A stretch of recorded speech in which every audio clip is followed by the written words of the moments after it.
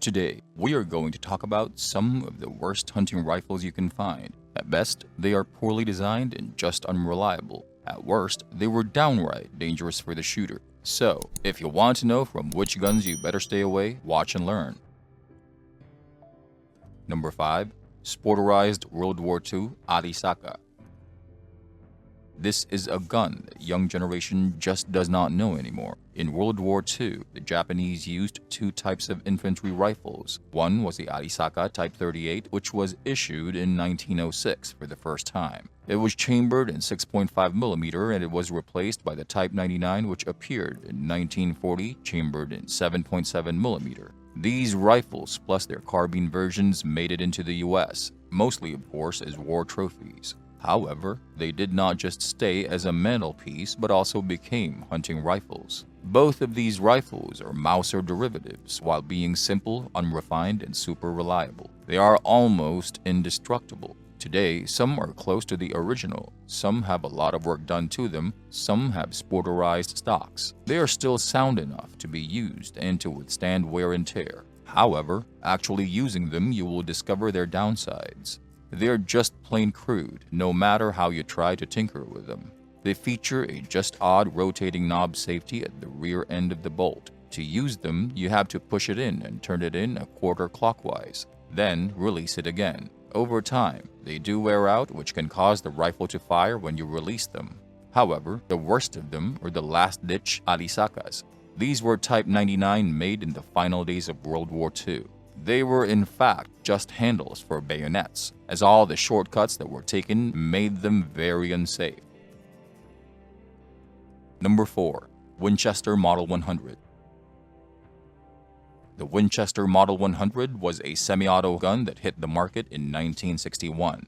At that time, Winchester managed to be at its worst when it came to quality control, so this gun had almost no chance to make it. It was produced on worn-out machinery during simmering labor troubles. Interestingly enough, when you look at this gun, you see something beautiful. It is streamlined, and it just wants to be taken into the woods to do its work. If you follow its call, you will, however, encounter quite some problems. The first thing you might feel is that the trigger is just awful. Winchester started with a bad one on this and just never made it better. Then there was the great lack of accuracy. The stock was made of wood, with great slabs gouged out of it. That made it hard to stabilize the rifle. There might have been some Model 100s that managed to hit something, but mostly it was just not up to the task. Over time, with wear and tear, it was necessary to keep the rear bedding screw torqued down properly, or you would get the bolt jammed. There was even a recall from Winchester for the Model 100s in 1990 because the firing pin was also affected by wear and tear, and jam protruding from the firing pinhole. That led to slam fires without a fully locked bolt, which itself created quite some fireworks-like moments following it. Last but not least, the Model 100s were just picky when it comes to ammo selection.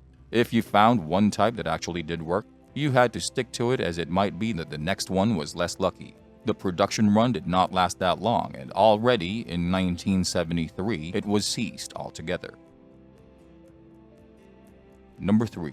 Savage Model 340. The Savage Model 340 is a bolt-action rifle and a testament that a really bad design does not lead to only bad guns. Some of them work fine, some don't, and some are just catastrophic. When it came out, it could be had for quite a good price, just $59.95. It was cheap, and this was obvious. The parts were stamped, the guns riveted, and they were assembled with total indifference before they got shipped without any polishing. In fact, until 1969, they were so cheap that they even came without any serial number. True to itself, the trigger was just bad.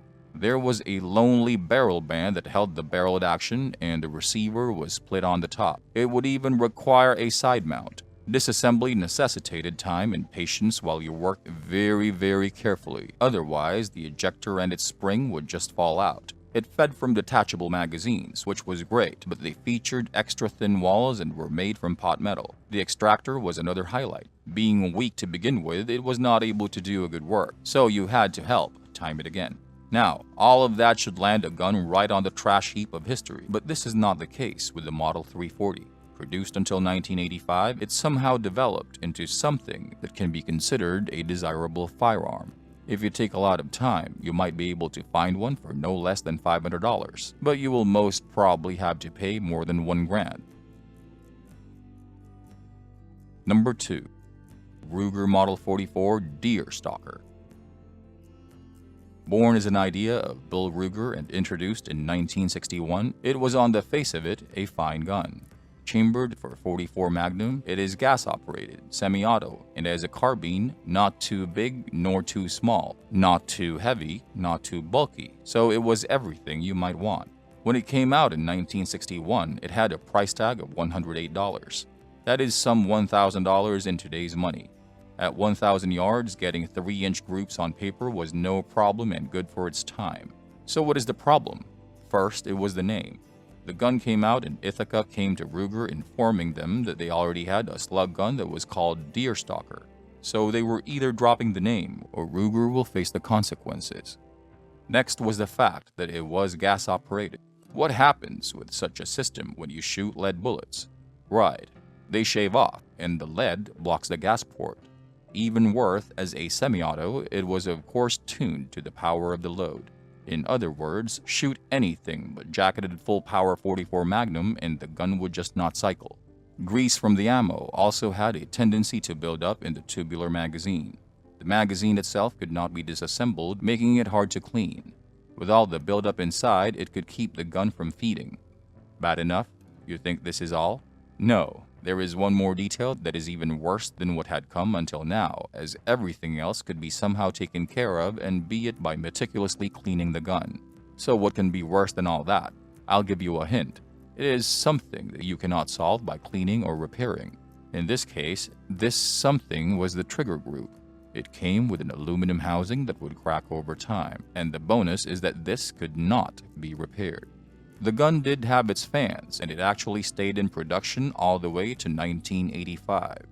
There are also still parts from Ruger available, and oddly enough, there are also tactical versions as rebuilds on the market. Number 1. WINSLOW Rifles. The WINSLOW bolt-action rifles were produced from 1963 to 1996, first in Florida, later in South Carolina. They were some really flashy firearms, coming with Douglas premium barrels and blind magazines. There were 3 different stock styles made, as well as 6 grades. The bluing incorporated a special cyanide hardening bath, and even made Colt Royal Blue look cheap in comparison. It was a brilliant true black that seemed to be bottomless. The Bushmaster, their basic stock, looked like a scaled-down Weatherby Mark V. The Plainsmaster, the most extreme version, looked like it came straight from a Buck Rogers movie. It came with an elaborate basket weave carving instead of a checkering. Also, it had superb ivory on ebony inlay work done, and you could get one with gold inlay and engraving. The top of the line was the Emperor grade Winslow, and one of them was kept on full display on the legendary 7th floor of Abercrombie & Fitch. In short, these were fine rifles by some of the most talented people you could find. So, why are they here on this list? Because they are also way too heavy. They are oddly shaped for something to work and way too shiny. Whatever you go after, it will see you long before you catch a glimpse of it. Also, they are so valuable that you just do not want to use and abuse them time and again. And there you have it, guys, some rifles that are just bad and you better stay away from them.